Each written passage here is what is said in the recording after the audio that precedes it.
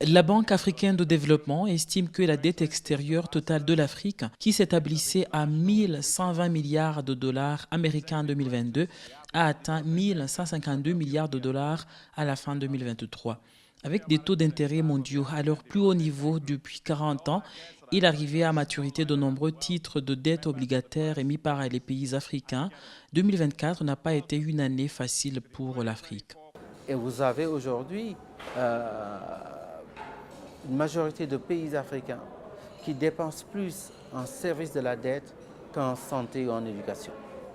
Ça montre l'importance du problème.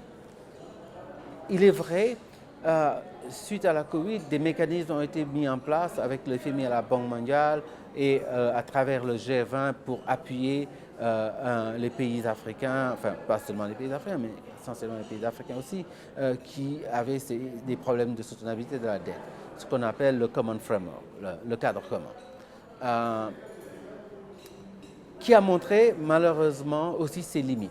Rien que pour 2024, l'Afrique a payé 163 milliards de dollars au titre du service de la dette, ce qui constitue une forte augmentation par rapport aux 61 milliards de dollars en 2010.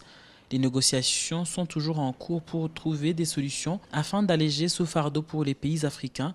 Certains vont même jusqu'à dire que le continent a besoin de sa propre agence de notation dans le cadre des réformes proposées. Le PNUD estime que les inexactitudes des notations de crédit coûtent aux pays africains 75 milliards de dollars en intérêts excessifs et en renoncement à des prêts. Dans le cadre de notre approche visant à aider les pays africains à améliorer leur notation de crédit, nous avons lancé une plateforme de ressources sur les notations de crédit en Afrique, accessible aux pays, afin de servir de guichet unique pour les données, les informations méthodologiques et la recherche sur les notations de crédit. En 2022, la dette publique en Afrique a atteint 1800 milliards de dollars, en hausse de 183% depuis 2010 selon l'ONU. Pour éviter que la situation ne puisse empirer, la Banque africaine de développement préconise un partenariat rénové pour permettre aux pays africains de bénéficier de financements adaptés à leurs besoins.